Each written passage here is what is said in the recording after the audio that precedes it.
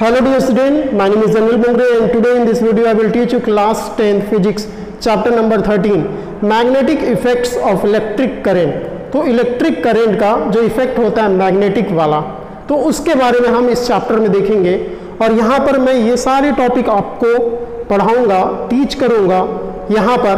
और इसके पहले magnetic effects of electric current एक छोटा सा इंट्रोडक्शन दे दूँ, ये होता क्या चीज़ है। आपने लास्ट चैप्टर इलेक्ट्रिसिटी के चैप्टर में आपने देखा कि जब किसी वायर से करंट पास होता है तो वो वायर में हीटिंग इफेक्ट भी आ जाता है। इलेक्ट्रिक करंट के कारण में हीटिंग इफेक्ट आता है। हमने पढ़ा था heating effects of electric current, तो इलेक्ट्रिक करंट के कारण में हीटिंग इफेक्ट आ जाता है। उसी तरीके से इलेक्ट्रिक करंट के कारण में कौन से इफेक्ट आता है? इलेक्ट्रिक करंट के कारण में मैग्नेटिक इफेक्ट आता है। ठीक है, किसी वायर से मान लीजिए यहाँ पर एक वायर है, ठीक है, ये वायर है, इसको हमने ज्वाइन कर दिया एक बैटरी से। ठीक है, एक बैटरी से हमने इसको क्या कर दिया, वायर को ज्वाइन कर दिया। ठीक है, तो ये जो बैटरी जो होगा, ठीक है, इससे हमने जो ज्वाइन किया है, अब ये करंट प्रोड्यूस, ये करंट को भेजेगा इस वायर में, तो इस वायर में करंट के कारण में एक मैग्नेटिक इफेक्ट प्रोड्यूस होता है। कैसे पता करेंगे? यहाँ पर एक कंपास को रख देंगे। ठीक है, कंपास क्या होता है? ये एक छोटा सा मैग्नेट होता है, बार मैग्नेट, छोटा सा स्मॉल है ना, पिन के टाइप का बार मैग्नेट होता है। ठीक है, इसका आप फोटो देख रहे होंगे आप, ठीक है, स्क्रीन में देख रहे हैं। कंपास क्या होता है? एक छोटा सा बार मैग्नेट होता है, पिन के समान, पिन के जैसा, बहुत ही स्मॉल।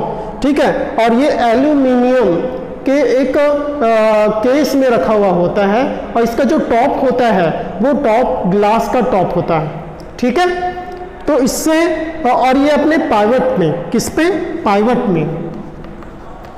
ठीक है, पाइवट एक छोटा सा पिन में ये अटका हुआ रहता है ऐसा। ठीक है, तो ऐसा फ्रीली हो कि ये रोटेट कर सकता है। जब हम किसको इस कंपास को किसी मैग्नेटिक फील्ड में लेके आते हैं, डिफ्लेक्शन उसमें होता है। ठीक है, वहाँ पर उसमें डिफ्लेक्शन होता है, तो जिससे हम जान जाते हैं कि उस प्लेस में मैग्नेटिक फील्ड है। अब मैग्नेटिक फील्ड क्या होता है उसके बारे में भी मैं आप लोगों को बताऊंगा सारी चीज़ों को। ठीक है, तो यहाँ पर ये मैग्नेट छोटा सा कंपास में जो रहता है वो क्या होने लगता है? हिलने लगता है। तो ये जो एक्सपेरिमेंट था ये 1820 में किसने देखा था? हैंस क्रिश्चियन ऑस्टेड ने, ऑस्टेड, तो इस साइंटिस्ट ने देखा था, डच साइंटिस्ट थे।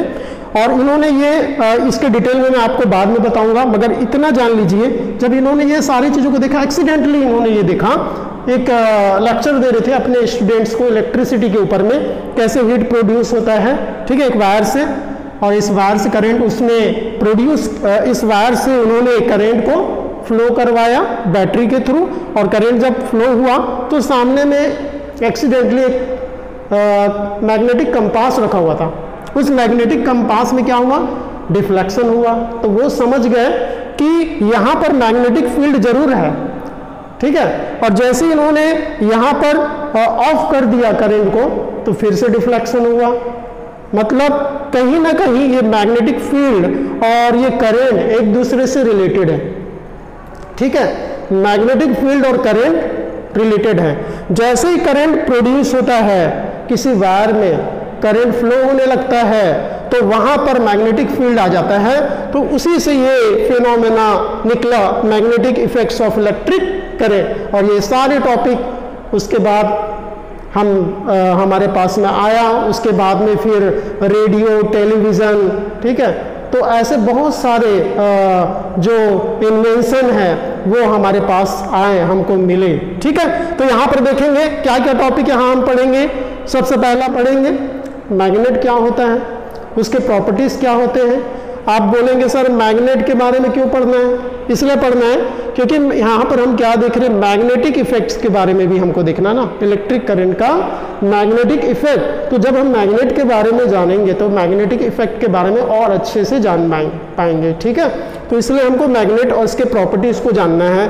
दूसरा magnetic field and field lines, magnetic field क्या होते हैं, मैग्नेटिक फील्ड लाइंस क्या होते हैं, ठीक है। और मैग्नेटिक फील्ड जो आता है एक करंट कैरिंग कंडक्टर के थ्रू में क्या होता है, कैसे होता है, ठीक है। उसके बाद मैग्नेटिक फील्ड जो होता है due to a current through a straight conductor, एक स्ट्रेट कंडक्टर है, स्ट्रेट वायर, ठीक है, उसमें अगर करंट प्रोड्यूस होगा, करंट फ्लो करेंगे तो मैग्नेटिक फील्ड कैसा बनेगा, सर्कुलर लूप में, एक सर्कुलर लूप, एक कॉइल जैसा, उसमें अगर करंट हम फ्लो करवाएंगे तो मैग्नेटिक फील्ड कैसा होगा।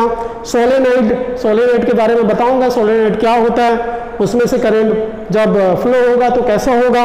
उसके बाद force on A current carrying conductor in a magnetic field, जब एक मैग्नेटिक फील्ड में एक करंट कैरिंग कंडक्टर को रखा जाता है मैग्नेटिक फील्ड में, ठीक है, वहां पर मैग्नेटिक फील्ड है तो उसके ऊपर में करंट कैरिंग कंडक्टर के ऊपर में एक फोर्स लगता है, तो फोर्स के बारे में भी हम देखेंगे। और उसी का जो हम देखेंगे उसके बाद में फ्लेमिंग्स लेफ्ट हैंड रूल, ठीक है, तो इससे हम फाइंड आउट करेंगे जो फोर्स लगता है वो किस डायरेक्शन में लगता है, ठीक है, करंट कैरिंग कंडक्टर के ऊपर में फोर्स किस डायरेक्शन में लगता है, तो ये फ्लेमिंग्स लेफ्ट हैंड रूल के थ्रू में। इलेक्ट्रिक मोटर जो ये हमारे घरों में आप देखेंगे इलेक्ट्रिक मोटर जो यूज करते हैं हम, ठीक है, जैसे आपके घर में कूलर है तो कूलर में भी मोटर लगता है, तो इलेक्ट्रिक मोटर का जो वर्क होता है, ठीक है, वो ये सारे, ठीक है, ये फिनोमेना मिला हुआ है, force on A current carrying conductor, ये सारे फिनोमेना मिलके हमको ये इन्वेंशन दिए हैं, ठीक है। करंट कैरिंग कंडक्टर तो उसके ऊपर फोर्स लगता है, इलेक्ट्रिक मोटर इन्वेंशन हुआ। उसके बाद फिर हम एक और पार्ट देखते हैं, यहाँ पर क्या पार्ट है ये हमारे पास में, ये इलेक्ट्रोमैग्नेटिक इंडक्शन, EMI, ठीक है, इलेक्ट्रोमैग्नेटिक इंडक्शन, ठीक है। तो यहाँ पर इलेक्ट्रोमैग्नेटिक इंडक्शन का जस्ट इसके अपोजिट है, magnetic effects of electric current के जस्ट अपोजिट क्या, इलेक्ट्रोमैग्नेटिक इंडक्शन। यहाँ पर हमने देखा जब करंट यहाँ पर फ्लो हुआ इस वायर में तो एक मैग्नेटिक फील्ड प्रोड्यूस हुआ। अगर हम बोले कि एक मैग्नेट हमने लिया, ठीक है, नॉर्थ होता है साउथ होता है, अब इस मैग्नेट को किसी वायर में, ठीक है, ये वायर यहाँ पर है और यहाँ पर बल्ब लगा हुआ है छोटा सा, ठीक है, और ये यहाँ पर ये वायर में बल्ब लगा हुआ, ठीक है। अब यहाँ पर इस मैग्नेट को क्या करेंगे हम, तेजी से यहाँ लाएंगे और तेजी से वापस ले जाएंगे, ठीक है। जस्ट इसको देखिए, यहाँ पर कोई बैटरी नहीं लगा हुआ, ठीक, इस वायर में ये बल्ब लगा हुआ है और ये क्लोज्ड वायर है, ठीक है, बल्ब लगा हुआ है।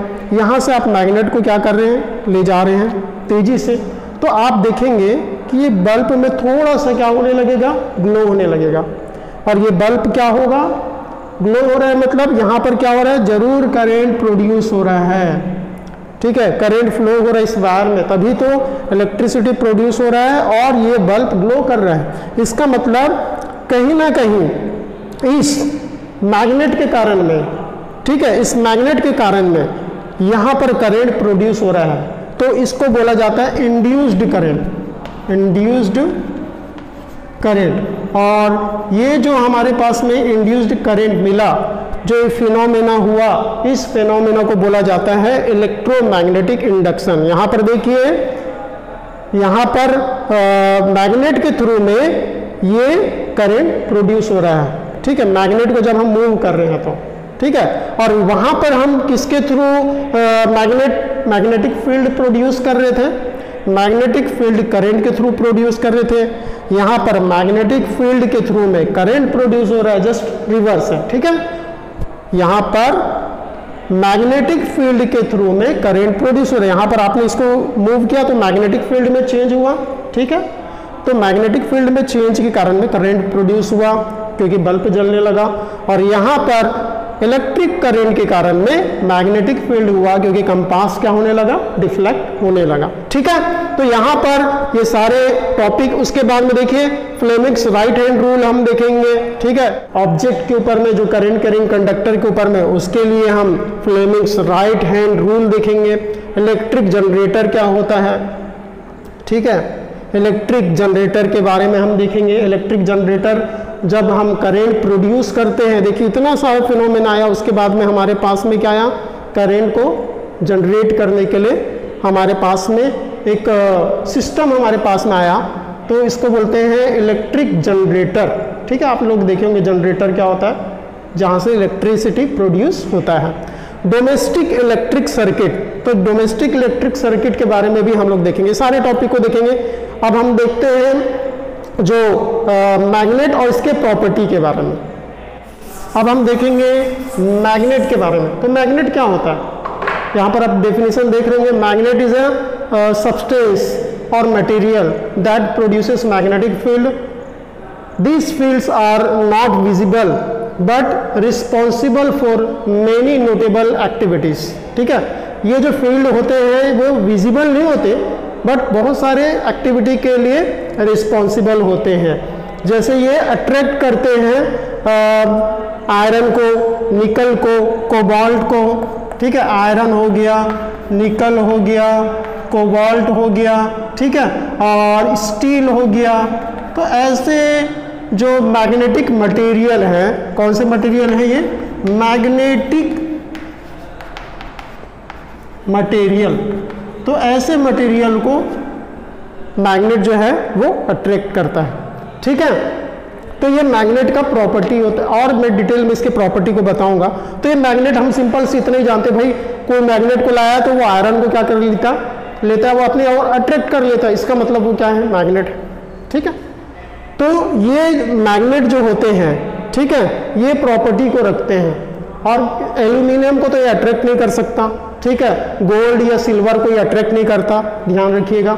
ठीक है, मैग्नेट तो यहाँ पर कुछ मैग्नेटिक मटेरियल को अट्रैक्ट करता है, उसको हम मैग्नेट बोलते हैं। अब मैग्नेट के प्रॉपर्टी क्या होते हैं, पहला होता है इसका डायरेक्टिव प्रॉपर्टी।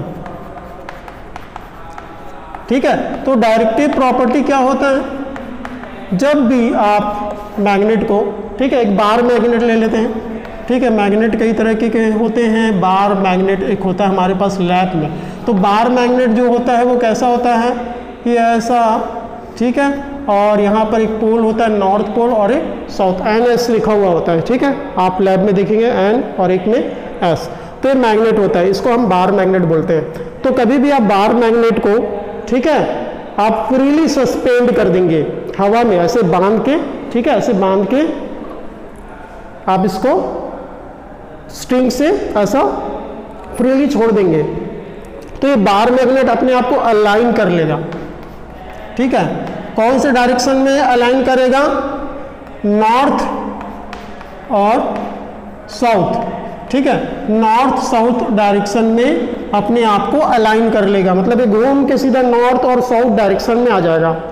तो इसका N वाला जो पोल है वो नॉर्थ में चला जाएगा और S वाला जो पोल है वो साउथ में चला जाएगा, इसलिए इसको नॉर्थ पोल बोला जाता है, इसको साउथ पोल बोला जाता है। ठीक है, तो ये मैग्नेट का डायरेक्टिव प्रॉपर्टी है।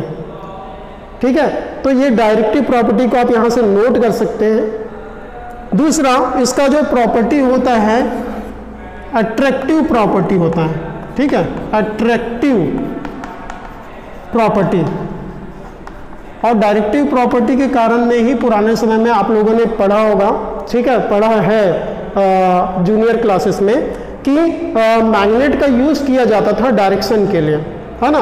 पुराने समय में जब लोग शिप में जाते थे, उनके पास डायरेक्शन के लिए कोई वो मेथड नहीं था, तो वो लोग क्या करते थे, वो मैग्नेट को रखते थे अपने पास में, और उसके थ्रू में वो जानते थे कि नॉर्थ कौन सा है, साउथ कौन सा है, ईस्ट और वेस्ट कौन सा है। ठीक है, तो ये directive property. Attractive property, attractive property क्या होता है, magnet attracts magnetic material like iron, निकल, कोबाल्ट, स्टील। ठीक है, तो ये ऐसे मैग्नेटिक मटेरियल को, मैग्नेटिक सब्सटेंस को अपनी ओर अट्रैक्ट करता है। क्लियर है, तो ये होता है इसका अट्रैक्टिव प्रॉपर्टी। तीसरा प्रॉपर्टी जो होता है इसका वो अट्रैक्टिव प्रॉपर्टी से ही रिलेटेड है। ये लाइक पोल जो होते हैं इसके, है ना, एक नॉर्थ पोल होता है, एक साउथ पोल होता है। तो दो मैग्नेट को आप लेके आइए, नॉर्थ और एक साउथ, अगर इसके सामने में एक दूसरा अनलाइक पोल लेके आइए, अनलाइक मतलब यहाँ पर क्या आ जाएगा, नॉर्थ और यहाँ पर साउथ, तो ये एक दूसरे को क्या करेंगे, साउथ और नॉर्थ अट्रैक्ट करेंगे, ठीक है। अगर यहाँ पर नॉर्थ और साउथ ही रहने दीजिए, ठीक है। अब यहाँ पर लेके आ जाइए साउथ और नॉर्थ, ठीक है। साउथ पोल को बार मैग्नेट का दूसरे बार मैग्नेट के साउथ पोल के पास अगर लाते हैं तो ये इसको क्या करेगा, यहाँ पर अट्रैक्शन हो रहा है, यहाँ पर अट्रैक्शन हो रहा है, ठीक है, अनलाइक पोल में। और लाइक पोल में क्या होता है, रिपल्सन, क्या होता है, repulsion, which means that unlike poles of magnet attract each other and like poles of bar magnet or magnet repel each other, ठीक है। तो यहाँ पर like pole और unlike pole में attraction और repulsion आपको आई होप समझ आ गया। उसके बाद जो फोर्थ वाला प्रॉपर्टी होता है ये रिपल्सन और अट्रैक्शन वाला है ना, रिपल्सन और अट्रैक्शन, यहाँ पर आप स्क्रीन में देख रहे होंगे सारा डेफिनेशन। अब उसके बाद फोर्थ वाला जो प्रॉपर्टी होता है यहाँ पर ये सिंगल में, ठीक है, इसके पोल्स पेयर में ही मिलेंगे, ठीक है, समझ आया। पोल्स जो होते हैं मैग्नेट के वो किस में मिलते हैं, पेयर में ही मिलते हैं, वो सिंगल में नहीं होते।